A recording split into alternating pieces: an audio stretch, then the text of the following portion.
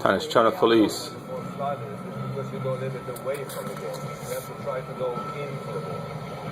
Now it's a little bit kick on the ball, but there is no pace on the ball. It's a little bit just when you're hitting on both sides, you're going up. Istanbul Championship 2012 Women's Tennis. More back, it's tougher. And then keep going when you have a chance to go to open course. Right? You're here now very quick on the short ball. Okay? Be patient. She's going to play some ball, but she's going to weaken more and more. But you don't want to be that you get too far behind. You're going. That's how you're hurting her. It's like 1-2 shots, and you try to go. Some points get longer, but you not just play the ball back. Right? Really there on Thoughts on that advice? Well, it was a great point he made, but the balls bounce up, but they don't bounce hard through the court. So he felt that Maria's pulling up on some shots to stay with him and move forward.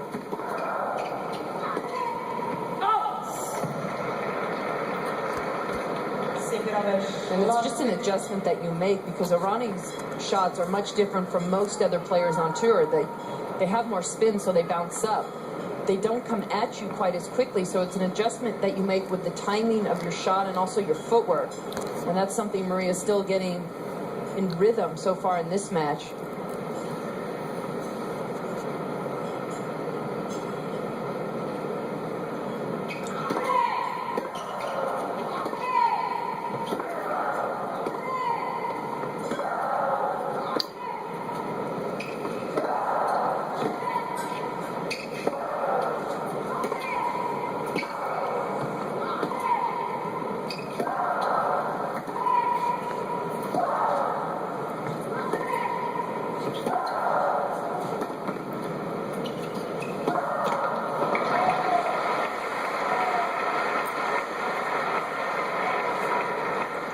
Your opponent's ball kicks up, Lindsay, there are two things you can do, right? You can move back, or you can come in and take it on the rise. Thomas was telling her to come she's in. got to take it on the rise. She's not a player that's comfortable moving back. Someone like Wozniacki will move back to try and reset her position and start the rally. But especially with Errani's balls that don't come with a lot of pace through the court, you have time to move up. Much tougher sometimes against Stosur, who also hits through her forehand with spin.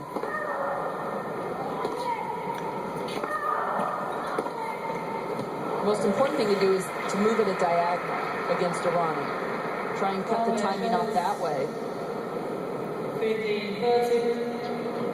And I think Maria's record is still intact of all the matches we've ever done where she's received a coaching visit. She has still never said a word in response to any of her coaches. She's well aware that he's mic'd and that people are watching and listening in. She's very aware of that and very, not concerned, but doesn't want to give away a lot of her mental psyche in matches.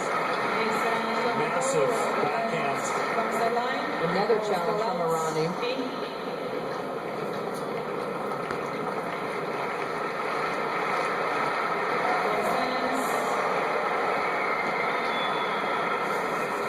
Catches the outside, so break points coming from Maria.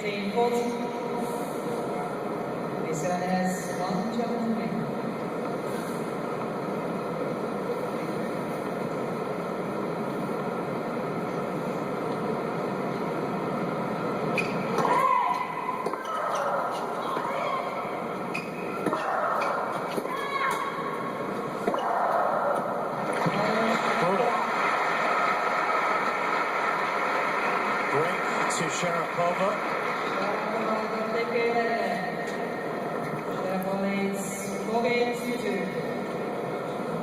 Thomas Hogstad can sip on his soda with contentment, knowing that his advice worked.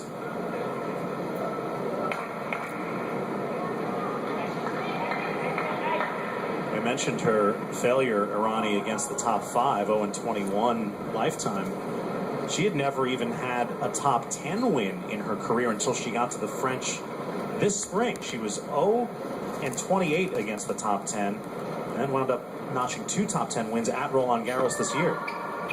And are those her only top 10 wins of the year? I have to follow that up.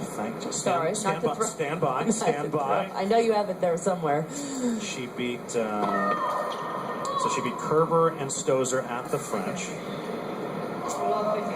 Checking.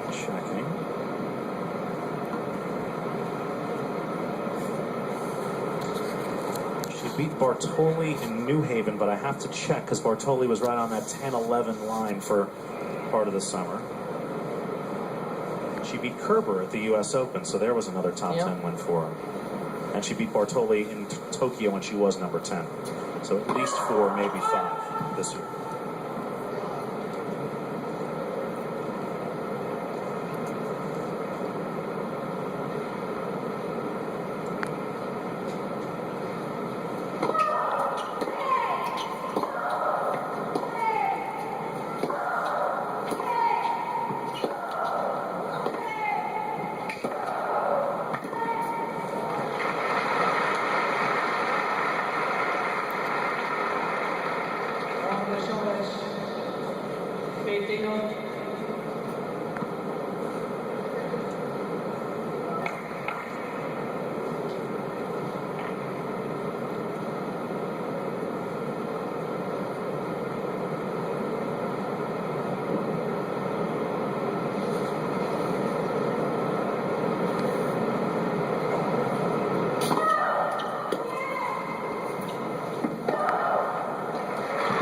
Sharapova really starting to seize control of this match.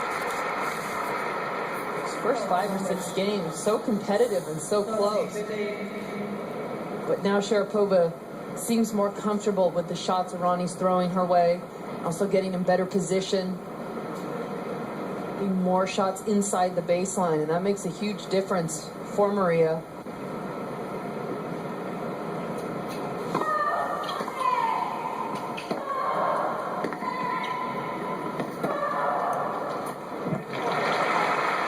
If I didn't know better, I would say she's doing exactly what Thomas Hogstead told her to do. Yeah, in the beginning it did seem like she was trying to go behind Errani a little too often.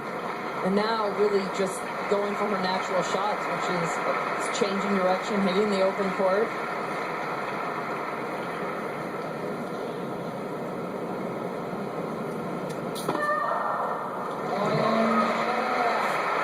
Well, she's grooving now, a 5-2 lead.